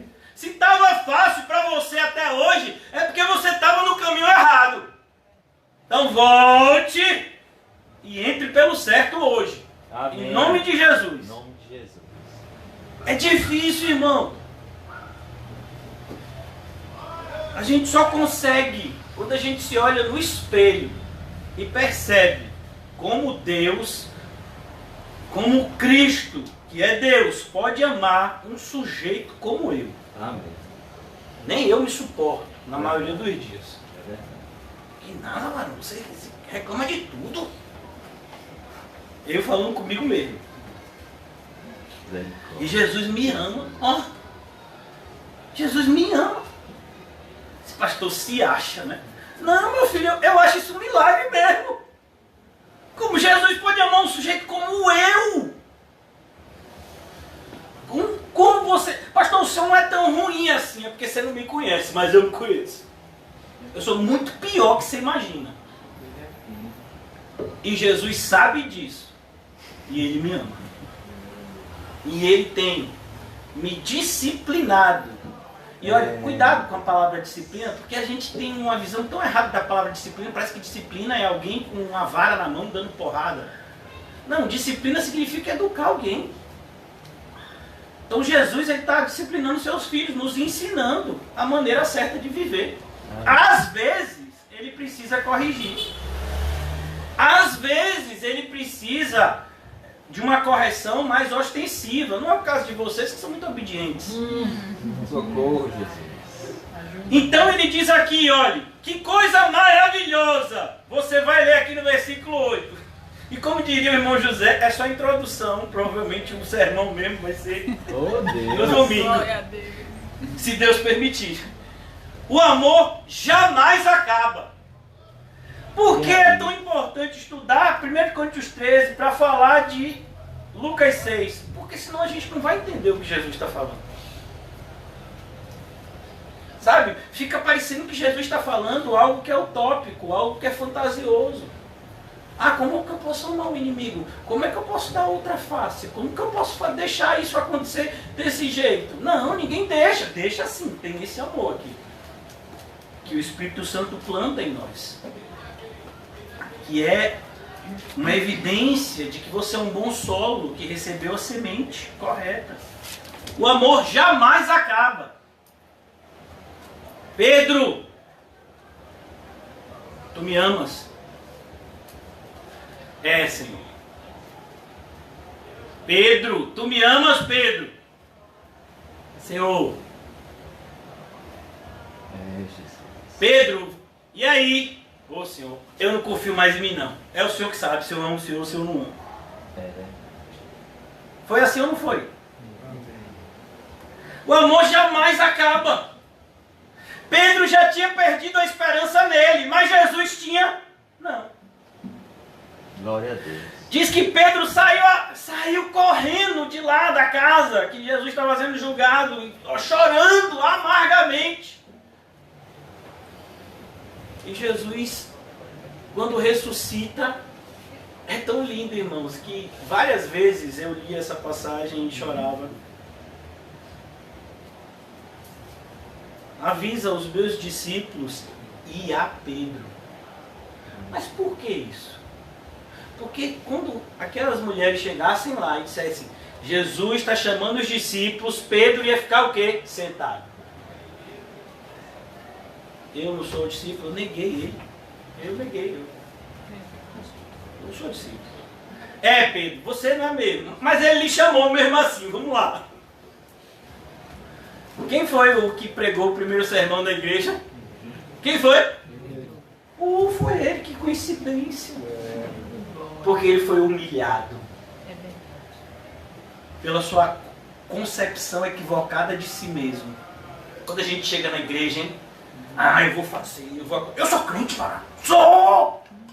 Lê a Bíblia, ó. Dou um dízimo. Não é assim, 100% assim, correto. Mas eu dou.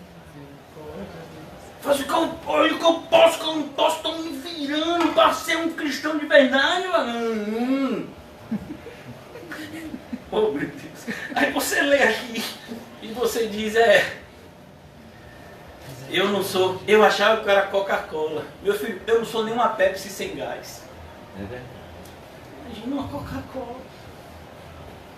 A gente tem uma opinião tão alta da gente, só que às vezes a gente não fala. A falsa humildade, irmãos, é pior do que o orgulho. A maioria dos humildes da igreja é falso humilde. Ele diz assim, não, quem sou eu? Mas se você disser, você não é nada, ele diz, ei, quem é você falar assim comigo? Mas você não disse que você não é nada? Eu posso falar que eu não sou nada, mas você não. Meu pai. Essa é a humildade que você encontra. Eu posso falar que eu sou burro, mas se você disser que eu sou burro, você... Eu posso. Essa é a humildade que a gente encontra. O amor jamais acaba. Essa é a esperança do crente. O amor de Cristo nunca acaba por ele.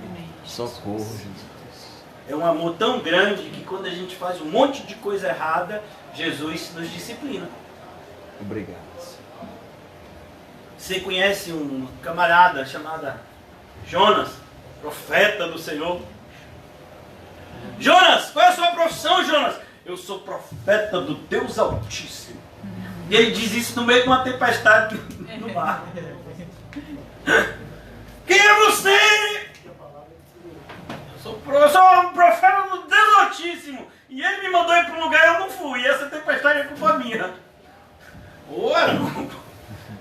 Aí você está querendo prejudicar a gente. Mas Jonas diz, você tem que me jogar no mar. Aí você, não, ele vai jogar você não. Se a gente jogar você, aí daqui a pouco desse Deus fica furioso, me pega. Não, mano, tem que jogar. Esse é o amor de Deus. Aí Jonas pensou que ia morrer, né?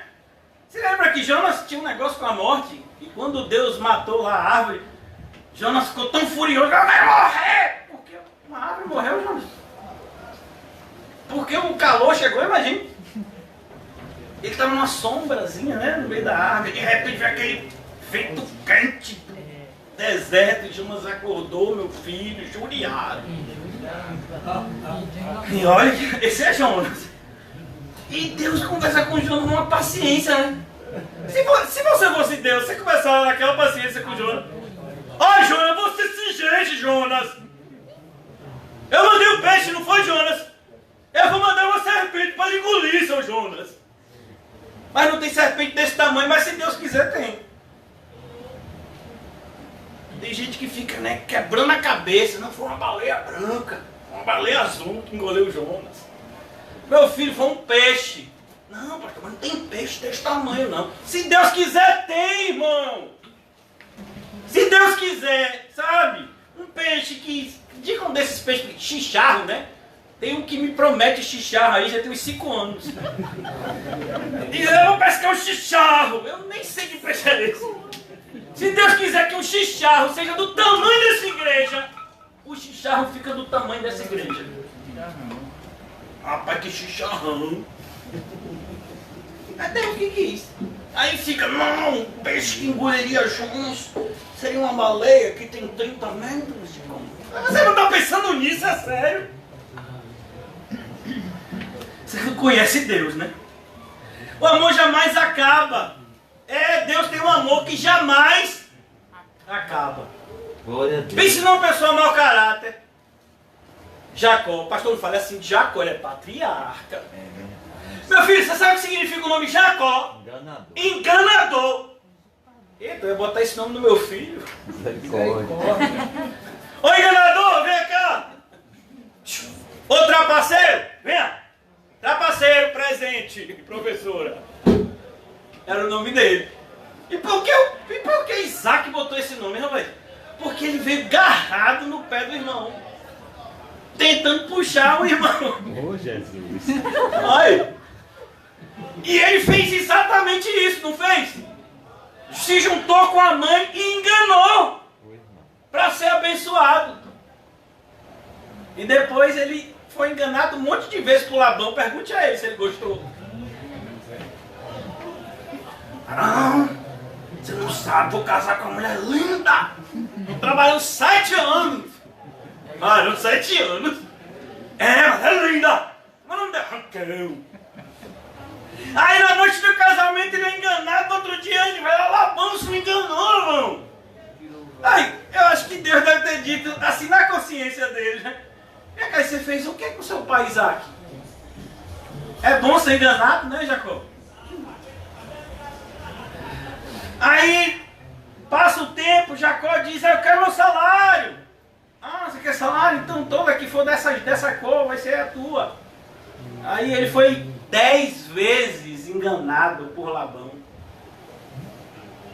E aí, irmão, você quer mesmo enganar? Deus tem uma ótima disciplina para os enganadores, que é o quê?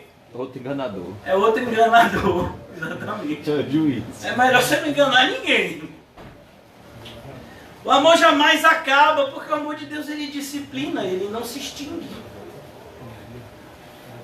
E ele diz, havendo profecias, desaparecerão. Por que as profecias vão desaparecer? Alguém pode me dizer? Porque a gente vai ver face a face. Então não vai ter mais necessidade de Deus revelar algo se você está vendo. Havendo línguas, olhe, cessarão. É aqui que o pessoal diz que cessou a língua estranha. Não, na época dos apóstolos tinha esse dom, agora não tem mais. Então também não existe mais profecia. Então a Bíblia aqui é uma mentira. Porque quando o apóstolo Paulo escreveu essa carta, Apocalipse não tinha sido escrito ainda. Havendo ciência, passará. Porque em parte conhecemos e em parte profetizamos. Percebeu porque não tem espaço para orgulho? Você conhece muito e o seu muito é quase nada. Como eu disse de um pastor chamado George Miller, leu 200 vezes a Bíblia. Só um detalhe, de joelhos, viu? E ele disse, eu sinto que estou arranhando a superfície desse livro. Aí vem um crente, nunca estudou nada, que malmente lê um dos evangelhos e diz, eu conheço a palavra. Você conhece a palavra, realmente. A palavra é ignorância, essa você conhece. Quando, porém, vier o que é perfeito. Quem é o que é perfeito? Alguém pode me dizer? Então o que é em parte será aniquilado. Quando eu era menino, todo cristão nasce grande, certo? Não, meu filho, todo cristão nasce um bebezinho espiritual, precisa do leite. Todo cristão precisa de cuidado de cristãos mais maduros. Daí dizer, não coloque um neófito, um novo convertido à frente de nenhum trabalho na igreja. Por quê? Porque ele não vai ter condição. Ele precisa de outras pessoas mais experientes ajudando. Quando o apóstolo Paulo escreve a Timóteo, ele diz, olha, procure outras pessoas experientes e passe o conhecimento de vocês. Ó. Quando eu era menino, eu falava como menino, não era assim? Você já viu como é que menino fala? sentia como menino. Já viu como menino sente? Ah, eu tô com fome, eu tô morrendo de fome. Esse pastor não cala a boca. Tô morrendo de sono. Eu estou morrendo de sono. Então quer dizer, você vai morrer de vontade de dormir. Então durma. Não morra não. Mas é a maneira da criança expressar. Você já viu? As minhas filhas, elas não fazem muito isso não. Meu pai, o senhor não deixa a gente ir pra lugar nenhum. Eu vou pra tanto lugar, mas um lugar que eu disse não, eu orei, não é pra ir. Ah, meu pai, não deixa eu ir pra lugar nenhum. Isso é criança. A criança não tem esse tipo de sentimento. É o crente. Você não pode mais fazer, você não deve mais fazer determinadas coisas, aí você... Ah, eu estou me sentindo tão preso na igreja. Você quer liberdade para quê, infeliz? Pra pecar. Para pecar. Aí tem um irmão mais maduro que está lhe ajudando a deixar os velhos hábitos e agora iniciar a ter hábitos saudáveis espiritualmente. E você está achando isso ruim. É como a pessoa que vai fazer dieta. Aí você vai fazer dieta, né? Aí a pessoa chega e diz, eu estou de dieta, por favor, me dê um x-tudo. Oh, Deus. Com Coca Zero. Porque eu estou de dieta. Aí a pessoa... Aí o pai diz, né? O pai, a pessoa que está ajudando, o personal, sei lá. Ele diz, olha, você não pode comer um x-tudo, não pode. Comer fruta, verdura. Ah, não pode nada? Pode comer uma salada com frango grelhado. Amém. Frango grelhado tá caro, então ovinho cozido. Pronto. Só pode isso, é? Oh, meu Deus. E por que você não pode comer isso? É verdade. Ah, eu enjoei. Olha, eu nunca vi, pelo menos assim, uma criança dizendo, estou tão enjoada de McDonald's. Você já viu alguma criança dizer, enjoei de chocolate? Ah, não aguento mais. Não aguento, meu pai, pare de me dar chocolate, meu pai. Já viu alguém fazendo isso? Porque a gente tem uma tendência, quando a gente é criança, a gente tem uma tendência a sentir as coisas de maneira errada. É como o pai levando a criança para tomar vacina. A criança fica com uma raiva. Diz, meu pai tá assim, ó, com aquele camarada infeliz que vai me aplicar aquela vacina. Meu pai só tá vendo que ele vai me machucar, meu pai. Olha o tamanho da vacina. É o seu bem. Aí você leva uma criança para tirar sangue. Meu pai é um vampiro. Ele vai tirar meu sangue. E o senhor vai ter que pagar por esse exame. A criança não entende determinadas coisas. Eu pensava como menino. Quando a criança diz, ah, não sei por que tem escola todo dia. Acho que não tinha necessidade disso. É tanto livro que bota pra ler. Porque ela é criança. Quando amadurece, percebe a importância do conhecimento.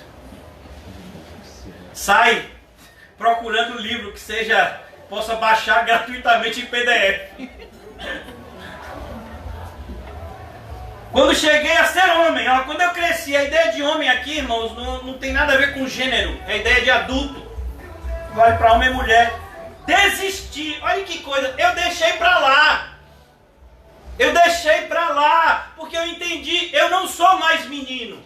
Eu sou um homem agora, eu sou uma mulher agora. Então é isso que nós como cristãos, é assim que acontece com a gente quando o amor cristão está nas nossas veias. Você só pode amadurecer se você tiver amor. Se você não tiver amor, você não está nem vivo. Como é que você pode amadurecer? Porque agora vemos como com um espelho. Espelho, irmão, não é esse espelho que a gente vê agora, não. O espelho antigamente era feito de metal polido. Que agora vemos como um espelho, obscuramente. Então você só via os espelhos de antigamente, você via meio que uma sombra. Você não via como o espelho de hoje. Então veremos face a face. Agora conhecemos em parte, então conhecerei como também sou conhecido. Agora, pois, permanecem a fé, a esperança e o amor. Entre esses três, porém, o maior de todos é o amor. Você percebeu agora por que é importante o que Jesus fala em Lucas 6 para o nosso cristianismo diário? Porque não adianta, irmãos, praticar rituais religiosos se a raiz não for correta. Na palavra de Jesus, um sermão que é muito próximo do sermão que a gente está estudando em Lucas 6, que é o sermão do monte, em Mateus 5 a 7. Jesus diz: a árvore boa produz um fruto bom, e a árvore má produz um fruto mau, produz um fruto ruim. Então você tem que identificar a árvore. Mas o fruto parece tão bom. O fruto do conhecimento do bem e do mal parecia bom. Leia Gênesis capítulo 3 que você vai ver. Mas ele não era. O resultado foi mortal. Então a gente precisa, irmãos, levar a sério o autoexame. Não de acordo com o nosso entendimento, mas de acordo com a palavra de Deus. Você precisa se enxergar pelo que a palavra de Deus diz. E se você estiver errado, se arrependa. Não é por acaso que está escrito: todo aquele que confessa e deixa, alcança misericórdia. Porque eu e você precisamos diariamente dessa prática. Porque nós éramos meninos, praticávamos determinadas coisas que a gente achava que não fazia mal. Agora a gente amadureceu, a gente sabe que isso faz mal. Então a gente confessa e deixa. E a gente não se sente mais culpado, porque a gente confia na promessa de Deus, que aquele que confessa e deixa já alcançou misericórdia. Amém. Então é importante, irmãos, é imperativo que você e eu percebamos que ter o amor cristão como marca não é opcional. Se Deus permitir que a gente continue Lucas 6 no domingo, por conta do horário, já passou até demais. É importante que você leia Lucas 6, faça isso hoje. E você perceba que Jesus não está dando conselhos, Jesus está dando ordens. E aquele que descumpre as ordens receberá as respectivas punições. Não se engane. Não se engane. Aquilo que o homem plantar, ele vai colher. Eu, como pastor, fico muito triste quando eu vejo pessoas que estão abertamente na prática do pecado. Pessoas que nem sentem mais vergonha de praticar determinadas coisas que a Bíblia diz explicitamente que é pecado. Eu fico triste. Mas eu posso garantir para vocês que a pessoa que está nessa prática, quem está mais sendo prejudicada é ela mesma. Vamos imaginar uma ideia fictícia, que alguém odeia o pastor. A gente sabe que isso não existe. Mas vamos imaginar que alguém veja o pastor como um inimigo. Quem é que vai sair prejudicado? Quem tem ódio no coração. Quem tem ressentimento, como a gente viu aqui. Eu não consigo perdoar tal pessoa. Quem é que sai prejudicado? Aquele que não perdoa. Então, perceba, irmãos, Jesus está dizendo: olha, só tem um caminho, e o caminho é esse. Não, Jesus, nessa parte eu vou mudar um pouco o caminho, depois eu volto para ele lá na frente. Não existe isso. Não existe. Quem não entra pela porta é ladrão e salteador. Você precisa agir como Jesus nos ensinou. Depois, irmãos, eu não vou fazer isso hoje, me perdoe. Já vou até fechar a Bíblia aqui para a gente concluir. Mas uma coisa que, enquanto eu meditava e orava hoje pela tarde, é uma coisa que talvez alguns irmãos já tenham constatado. Numa leitura de Lucas 6, tudo que Jesus fala para a gente fazer, Ele fez. Jesus diz que você tem que amar os que te odeiam. Se lembra das pessoas? Foi o que elas ficaram fazendo quando Jesus estava lá na cruz? Escarnecendo dele. Desce da cruz, salva-te a ti mesmo. Então quereremos. Ele fez o que com essas pessoas? Exterminou elas? Orou por elas. Jesus disse, quando bater na sua face, não haja com violência. A ideia não é literalmente provoque, diz, bata aqui agora. Não, a ideia no original é, não reaja. Por que diz, oferece à esquerda? Porque a ideia do texto é, muitas vezes, se você não reagir, a pessoa vai se sentir na liberdade de continuar a agressão. Então ele está dizendo, não reaja, mesmo que a agressão continue. Não foi assim com Jesus? Ele não foi agredido várias vezes? E ele podia destruir todas aquelas pessoas. Irmãos, ele vai destruir o diabo com o sopro da sua boca. Já imaginou isso? O que Jesus poderia fazer com aquelas pessoas? Se ele quisesse? Então tudo aquilo que ele está orientando eu e você a fazermos, ele fez. Ele viveu na prática. Talvez a gente nunca tenha pensado nisso. Por quê? Porque quando a gente lê textos como esse, a gente lê como um advogado penal, tentando achar uma brecha para liberar o criminoso. E eu falo isso com propriedade porque eu já advoguei. Então, às vezes a gente lê a Bíblia, a gente lê textos como esse, procurando uma brecha para justificar que eu não vou praticar isso. Não faça, não haja dessa forma, porque como eu disse, você vai estar enganando a você mesmo. Senhor, em teu nome, Senhor, em teu nome, em meu nome? Você nunca me obedeceu. Mas eu profetizei, mas eu fiz milagre, mas eu fiz... Não, você não fez o básico, que era amar. Então a gente tem que tomar cuidado, irmãos. Leve a sério a salvação da sua alma. Amém, Jesus. Aqui na nossa congregação a gente leva. Eu sempre disse isso para os irmãos e vou continuar dizendo. A minha preocupação não é se você vai ter emprego, se você vai ter comida aí na mesa, se sua saúde vai ficar plena. A minha preocupação é aonde a sua alma vai comparecer quando os seus dias acabarem aqui na terra. Essa é a preocupação que eu tenho comigo e com você.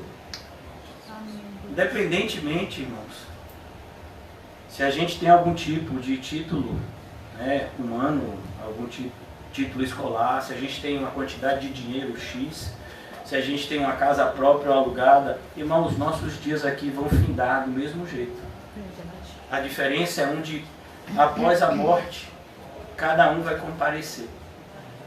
No evangelho que a gente está meditando, que é o de Lucas, a gente vê o rico e o Lázaro comparecendo em lugares completamente opostos. E essa tem que ser a preocupação da igreja.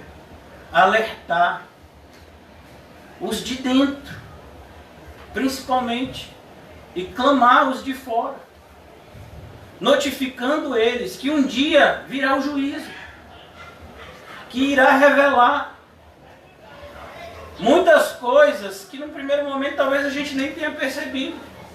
Talvez eu e você, a gente se surpreenda, mas eu achava tanto que fulano ia estar lá no céu. Cadê fulano? Chega lá no céu. Ô rapaz, cadê fulano? Ô, fulano está aqui não, fulano está lá embaixo. Como assim? Mas fulano era crente, rapaz. Fulano evangelizava comigo. A gente orava junto, a gente fazia... Ô meu filho, mas fulano era só fachada. Ele na verdade fazia tudo aquilo porque ele tinha interesses particulares naquilo que ele praticava. Pessoas que vêm para a igreja, não aqui na nossa, né? Até porque não tem nem esse tipo de atrativo, em busca de emprego, em busca de relacionamento, em busca de tanta coisa assim equivocada. E às vezes fazem as mesmas coisas do ponto de vista superficial. E a gente tem que tomar cuidado para a gente se examinar. Um dos pontos mais altos da vida cristã, eu já falei isso, vou repetir, é a ceia. E na ceia a gente tem isso de maneira muito clara. Examine-se o homem a si mesmo. a si mesmo. E a gente faça isso hoje, Glória a Deus. apesar de não ter ceia. Mas saiba que a gente está na presença do Salvador. O Senhor Jesus está aqui. É verdade. A nossa vida está sendo escrita em livros. Às vezes a gente fica, né, meio que com receio quando a gente vê alguma coisa assim. Você está sendo filmado. Aí você fica, não, cuidado, aqui tem câmera. Aí você toma cuidado com as suas ações. Mas você já imaginou que Jesus está vendo tudo? Você tinha que tomar cuidado com as suas ações. Ah, a partir de agora eu vou tomar cuidado com as minhas ações. E Ele está vendo até os seus pensamentos. E pastor, e agora? E agora é sério. Quando vier algum tipo de pensamento que não seja cristão, lute contra ele. Amém. Porque o que Jesus quer ver é essa luta. Glória a Deus. O que alegra Jesus é ver que você e eu estamos lutando Glória contra as a Deus. influências malignas que Ele sabe que ainda existem na nossa vida. Glória a Deus. A carne é fraca, mas o Espírito Está pronto. que Ele nos deu está pronto para a batalha. Glória a Amém. Deus. Que o Senhor nos ajude a combater o bom combate da fé. Oremos. Glória a Deus. Obrigado, Senhor. Ajuda-nos a examinar a nossa própria vida com a seriedade que a nossa alma deve ser examinada. Uma vez que o nosso tempo na terra passar, Senhor, só existem 2 lugares a comparecer. Lugares aonde a palavra eternidade vão ser compreendidos, pois são lugares aonde não haverá mudança, nem de alegria no céu, nem de tormentos no inferno. Por isso nos ajuda, Senhor, a levarmos mais a sério o nosso viver cristão. Que todos nós, a começar de mim, possamos entender que por maiores que sejam os nossos tormentos aqui na terra, eles são passageiros. Eles são leves. E nós ainda podemos contar sempre com o Teu consolo, Senhor. Perdoa, Senhor, nossa murmuração. Perdoa, Senhor, porque muitas vezes temos envergonhado o Teu santo nome. E ajuda-nos a partir de hoje, Senhor, a mudarmos essa história. Em nome de Jesus. Amém e graças a Deus. Saúde-se mutuamente.